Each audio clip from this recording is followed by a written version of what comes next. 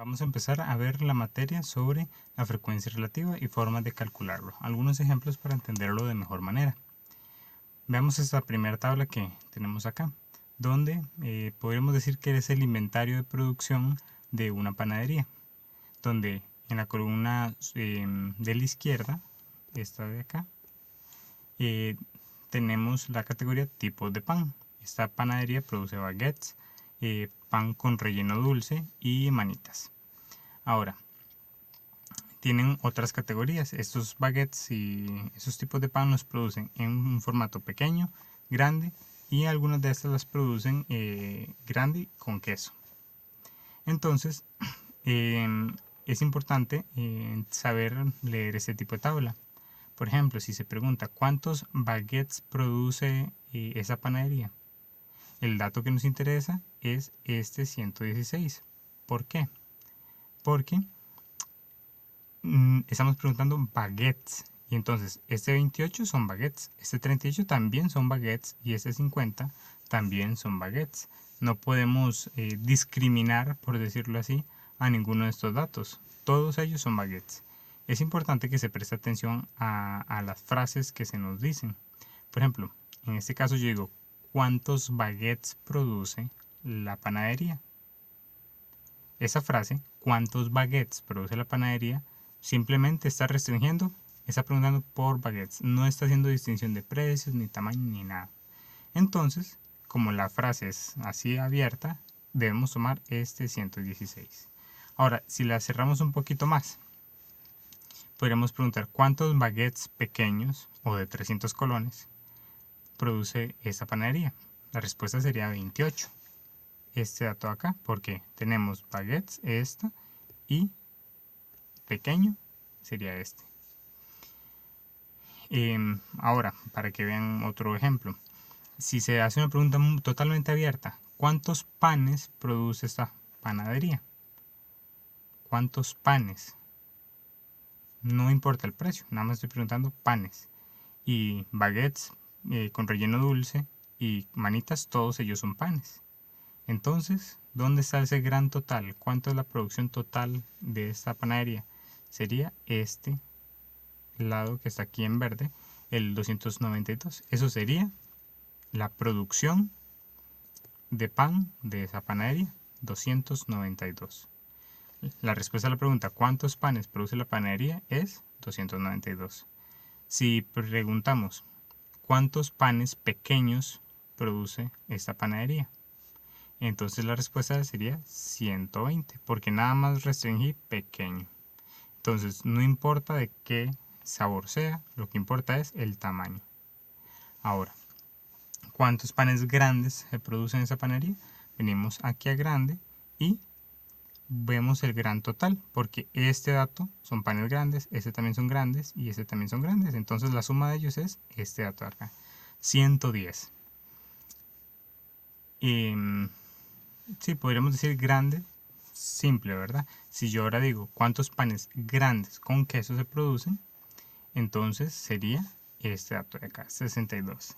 Pues hay que también contextualizarlo con la tabla. Como ese ejemplo, yo digo cuántos panes grandes y estoy restringiéndolo al estilo de grande.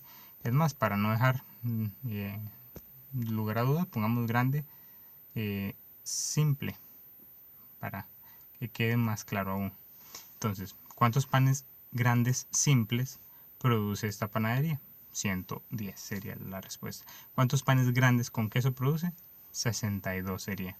Porque estos son grandes con queso. Este es 0, pero ese es el dato que corresponde ahí. No hay pan con relleno dulce con queso. No existe ese tipo de pan, entonces se pone simplemente un 0, no hay problema. ¿Cuántas manitas en formato grande con queso? Serían este 12 de acá. Y la suma de eso es este 62. Ahora, ahí tenemos la interpretación de esos totales, ¿verdad? ¿Cuántos baguettes se producen? 116. ¿Cuántos panes con relleno dulce? 52. ¿Cuántos panes de tipo manita se producen? 124. Ahora, ahí estamos restringiendo solo una característica. Si ahora queremos restringirlo, podemos a dos tipos de características sería ¿cuántos panes con relleno dulce grande simple produce esta panadería? Entonces, pan con relleno dulce sería este renglón del medio. ¿Y cuál sería la columna que nos interesa? Grande simple. Entonces sería este 32, es donde se cruza esta columna con, perdón, esta fila con esta columna. Sería en este dato de acá. 32 sería la respuesta a esa pregunta. Ahora, vemos que aquí tenemos estos espacios en blanco. Es para poner a la par la frecuencia relativa. Aquí tenemos, ¿verdad? Frecuencia relativa en estas frasecitas de acá. Dato de interés, ¿cómo calculamos esta frecuencia relativa? Ahí tenemos una breve explicación aquí. Dato de interés dividido entre el gran total. El gran total es esto de lo verde de acá. Entonces, ¿qué quiere decir eso? Dato de interés. Bueno, si yo le pregunto a usted cuántos baguettes pequeños produce, ¿cuál es el dato de interés? O sea, el dato que se pregunta. Bueno, usted va a identificar el renglón de baguettes y la columna de pequeño y va a llegar a la conclusión de que ese será el dato de interés, el dato que me pregunta. Entonces a usted le interesa esta, de acá. ¿Cómo calculamos la frecuencia relativa de ese 28? Bueno, sería este dato de interés dividido entre este gran total de acá, el que está en el verde, en la esquina inferior derecha. Entonces aquí con nuestra calculadora podemos hacer ese cálculo. 28 dividido entre 292. Veamos. Sería 28 dividido entre 292. Esa sería la respuesta. 0,09. Entonces vamos a dejarlo en este caso así, 0,09. Sería acá 0,09. Esa sería la frecuencia relativa de eso, de los baguettes pequeños. ¿Cuál sería la frecuencia relativa con relleno dulce? Pequeño también. Panes con relleno dulce en tamaño pequeño. O sea, el dato de interés es este 20. Y la frecuencia relativa sería ese dato de interés dividido entre este gran total. Siempre va a ser entre ese gran total. Entonces sería 20 dividido entre 292. 0,06. Como el que sigue es un 8, lo vamos a dejar en 0,07. Vamos a aplicar ahí un pequeño redondeo. 0,07. Lo ideal siempre es aplicar el redondeo. Existe una programación que se le puede hacer a la calculadora científica para que se nos aplique el redondeo en sí. Pero en este caso vamos a limitarnos a esos dos primeros decimales. El dato de manitas. Entonces, manitas pequeñas sería 72 dividido entre 292 y así con todos los datos. Vamos a ver. Sería 72 dividido entre 292.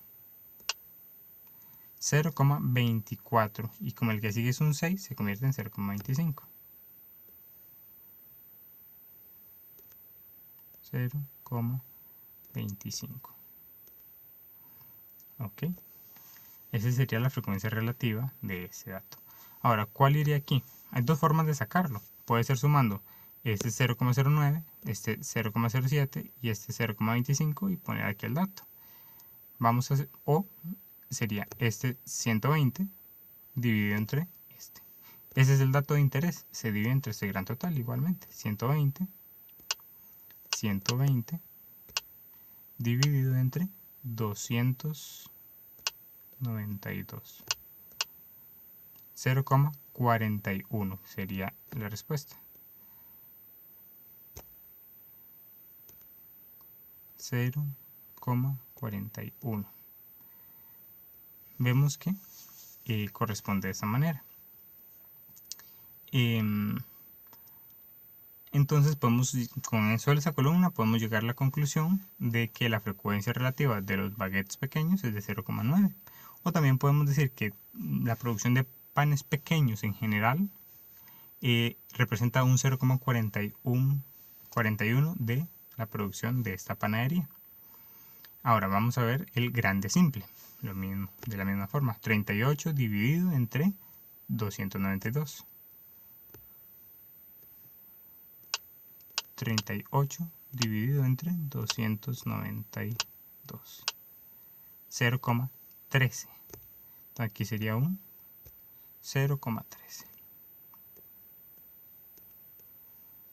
Este 32 sería 32 dividido, simplemente en este caso voy a cambiar aquí este 38 por un 32, 0,10, y como el que sigue después de ese 0 es un 9, entonces ese 0 se convierte en un 1. Sería 0,11 es lo que quedaría. Entonces aquí escribimos 0,11. Ahora vamos con ese 40. Lo mismo, borro, sería 40. ¿Ves? Aquí dice 40 dividido entre 292. Y me da 0,13. Y como el que sigue después del 3 es un 6, ese 3 se convierte en 4. 0,14 quedaría. 0,14. Y ahora este último dato. 110 dividido entre 92 sería la forma de hacerlo. 110 dividido entre 292. 0,37. Y como el que sigue es un 6, entonces 7 se convierte en 8. 0,38. 0,38. Ahora ya podemos llegar a la conclusión de que la producción de panes simples o la frecuencia relativa de los panes simples en grandes simples en la producción de esa panadería es de un 0,38. Y ahora vamos con el grande con queso, lo mismo con cada dato. Vamos a hacerlo acá. 50 dividido entre 292 se calcularía. Vamos a ver. Sería 50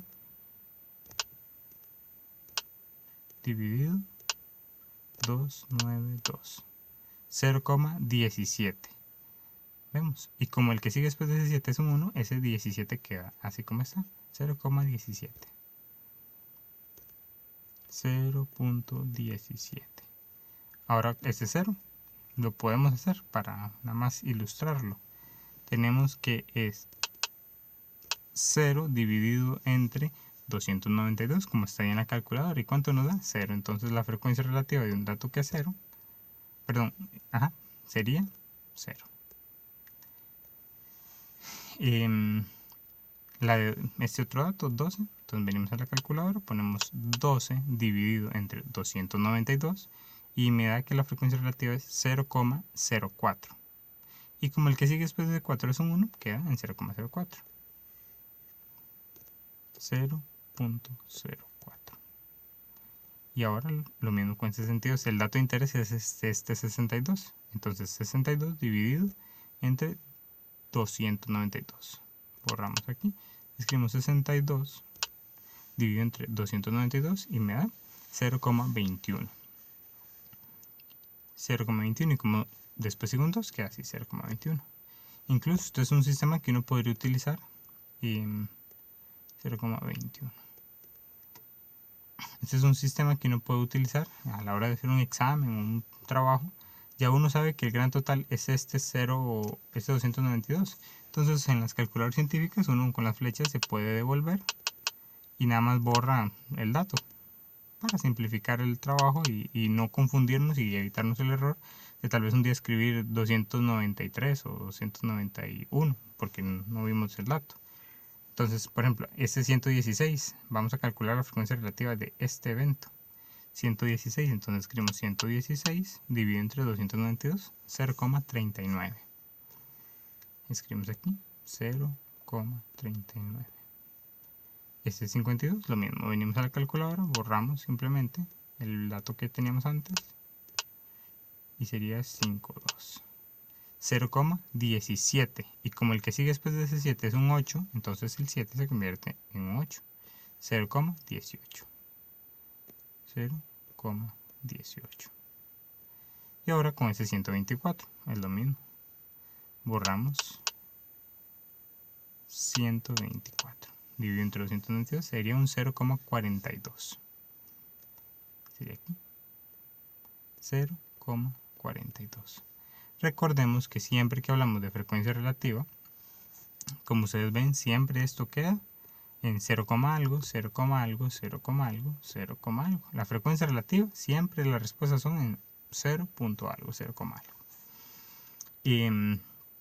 Detalles importantes. ¿Cuánto debe sumar este 0,41 más este 0,48 más este 0,21? Esos totales de frecuencia relativa. Los de frecuencia relativa, ¿verdad? No vamos a revolver ese 120 con ese 0,41, no. Son solamente este dato con este dato con este dato. Los respectivos valores de la frecuencia relativa.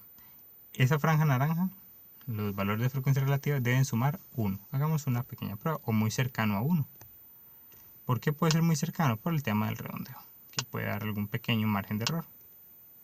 Pero es fácilmente visible cuando es un es un error por redondeo o por no redondear, porque también si no se redondea también hay margen de error. Que un error ya por errores de cálculo importantes. 0,41 más 0,38 más 0,21. Y la respuesta es 1. Dio exacto en este caso. El redondeo nos ayudó a que diera exacto.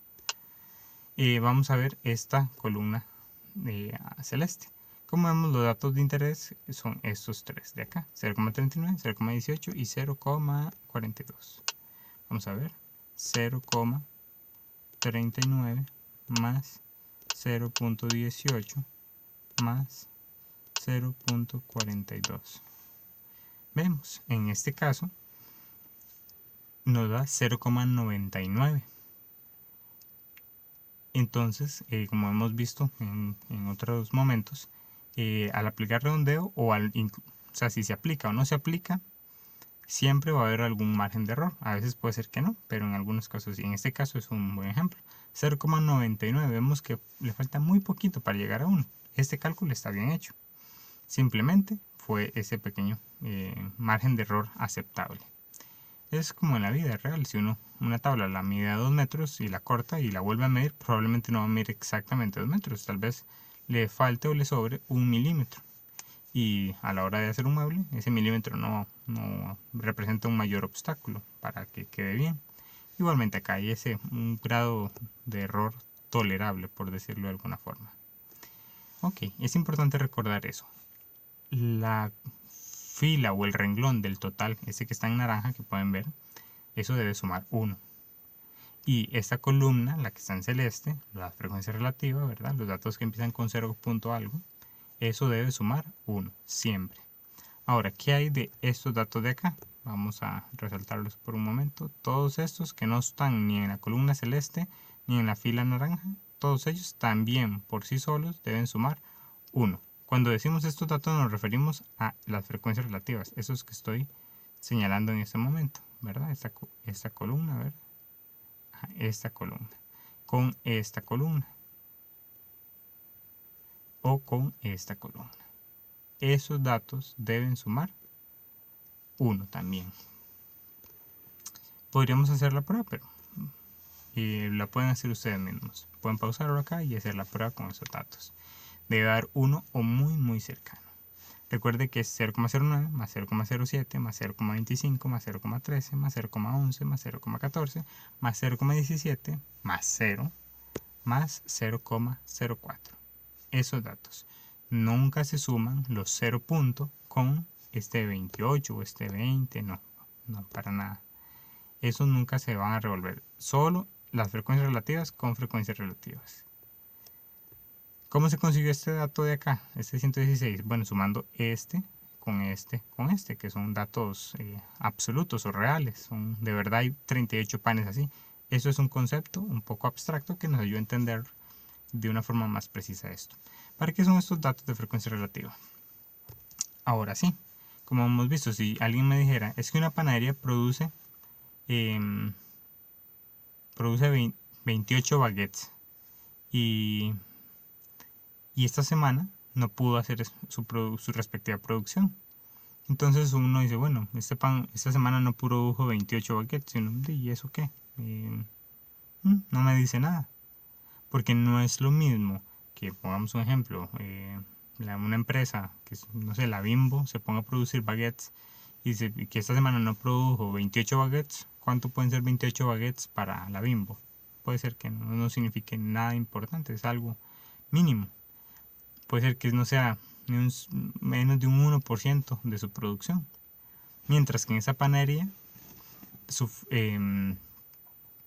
frecuencia relativa es de un 0,09. Entonces yo puedo entender que puede representar un porcentaje o una parte importante de su producción. Pero, ¿qué pasaría si esta panadería tiene que elegir entre producir los baguettes pequeños o las manitas pequeñas? ¿A cuál le debería dar prioridad? Bueno, probablemente a las manitas, porque tiene una frecuencia relativa de un 0,25. Entonces, ese 0,25 me indica que es un porcentaje bastante importante. Es prácticamente la cuarta parte o es la cuarta parte de su producción.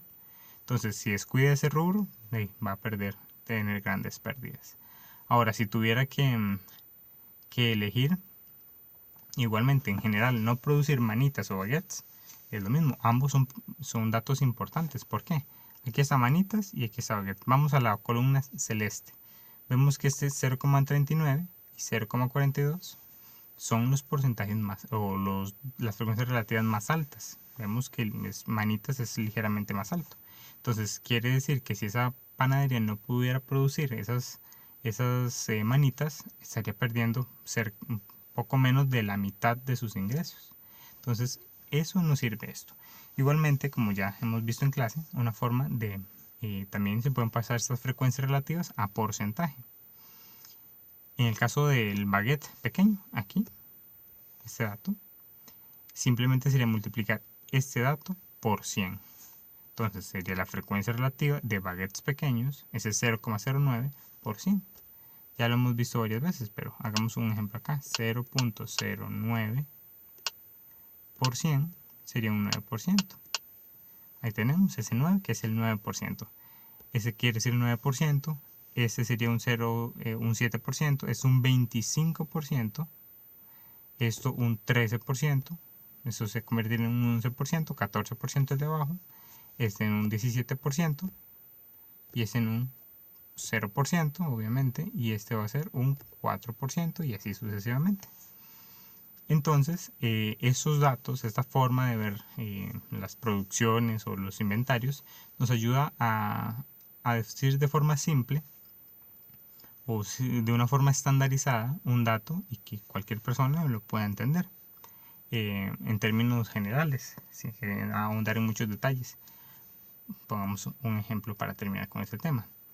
Si yo dijera que una panadería dejó de producir 124 manitas, alguien puede decir, sí, ¿qué? Bueno, entonces yo digo, una panadería dejó de producir 124 manitas y su producción total es de 292 panes.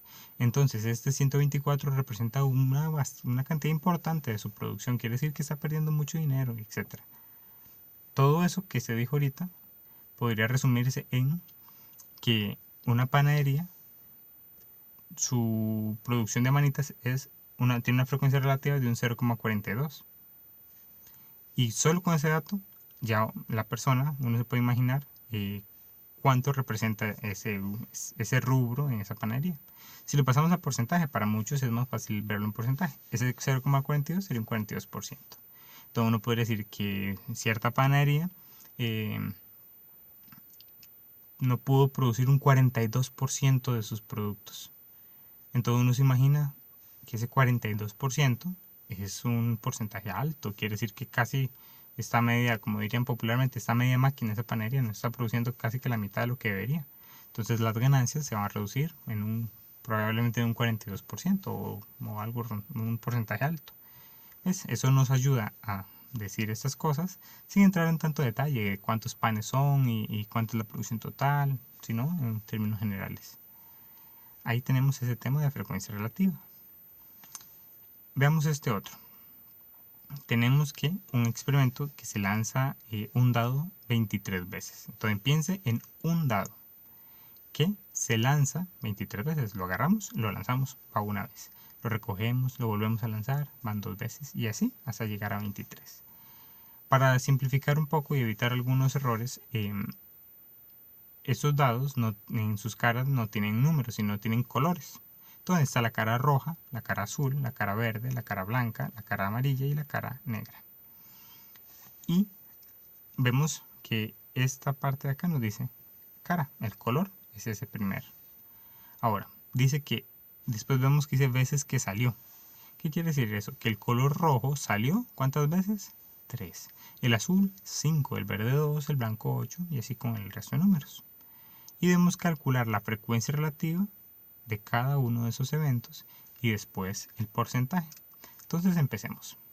Vamos a hacer esto con el rojo. Entonces, recordemos. ¿Qué hacemos? Primero, el dato de interés dividido entre el total. Entonces, aquí lo tenemos en el anterior. Dato de interés, esto de aquí. Dato de interés dividido entre el gran total. Entonces, en este caso, en el anterior el gran total está aquí, es este dato verde. Pero en este caso, el gran total aquí está en el encabezado. Nos dicen cuántas veces se lanzó el dado. Entonces, vamos a hacer ese 3 dividido entre este 23. Y eso nos da la frecuencia relativa. Hacemos aquí 3 dividido entre 23. Sería 0,13. Sería la respuesta de este, 0,13. El azul, ¿cuál sería la frecuencia relativa? Lo mismo. Como les decía, podemos simplemente borrar el número primero y ahora escribir este 5 dividido entre 23. Entonces nos da que es 0,21. Como después de ese 1 sigue un 7, debemos subir ese 1 a un 2. Entonces 0,22 sería la respuesta. Ahora, este verde, lo mismo. Sería 2 dividido entre 23. 0,08. Y como después de ese 8 sigue un 6, ese 8 se sube al número que sigue, o sea, un 9. 0,09. 0,09. El blanco hacemos lo mismo. Quitamos este 2, ponemos un 8.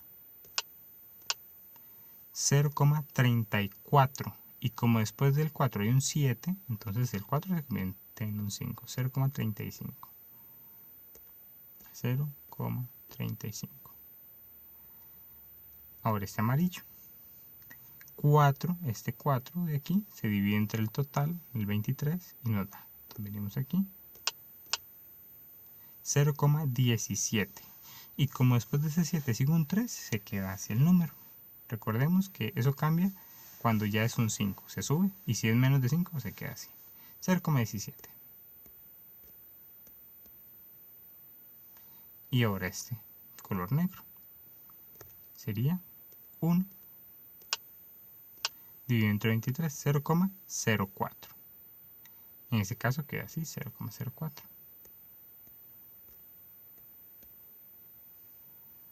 Ahora, ya tenemos las frecuencias relativas. Estos datos, todas las frecuencias relativas, estos datos, a ver si les puedo resaltar, ¿sí? Estos, ¿cuánto deben sumar? Recuerden, la frecuencia relativa siempre suma 1. Entonces hagamos la prueba para que lo puedan ver acá. 0,13 más 0,22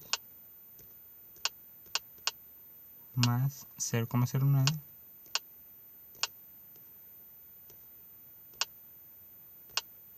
más 0,35 más 0,17 más 0,04 y dio 1. Entonces vemos que efectivamente la frecuencia relativa da 1. Siempre debe dar 1 o, como ya hemos dicho, poco más o poco menos, pero nunca una diferencia muy grande. Ahora, ¿cuál sería el porcentaje del rojo? Simplemente es multiplicar esa frecuencia relativa por 100. Entonces vamos a hacerlo. 0.13 por 100 sería un 13%. Un 13%. En este caso, 0.22, si se multiplica por 100, es 22. En este caso, ese es 0,09. No es lo mismo 0,9 que 0,09. En este caso, sería 9. Simplemente. El 0,35, en este caso, sería 35. 0,17 sería un 17. Y aquí 0,04 por 100 nos da simplemente 4. Entonces esos serían los porcentajes. Si sumáramos ese 13 más 22 más 9 más 35 más 17 más 4 debe dar 100. Como hemos visto aquí tenemos porcentaje. A algunos les gusta a veces resumir. Entonces, ¿qué pasa? ¿Cómo se leería más o menos esto? Por 100. Por 100 porcentaje. Suena muy similar, por eso. Esa es una forma fácil de recordarlo. Porcentaje. Ok, esa es la forma de calcular estos porcentajes y frecuencias relativas. Veamos unos ejemplos de identificar. Dice, elegir el segundo mejor promedio. Eso es esa tarea de elegir el segundo mejor promedio de una clase o de un grupo. Eso es un sistema aleatorio. Ese estudiante que se elige es una muestra del grupo.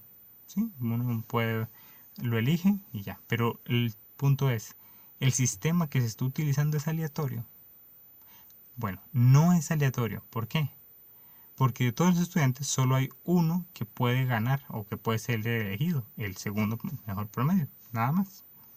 Si me dijeran que elija el mejor promedio, bueno, igualmente, solo hay uno que tiene el mejor promedio. Entonces, cuando se elige el mejor promedio o se elige el ganador de una competencia, una maratón o una carrera de ciclismo o de carros o de motos, eso no es aleatorio, porque el que llegue primero es el elegido para ganar, simplemente.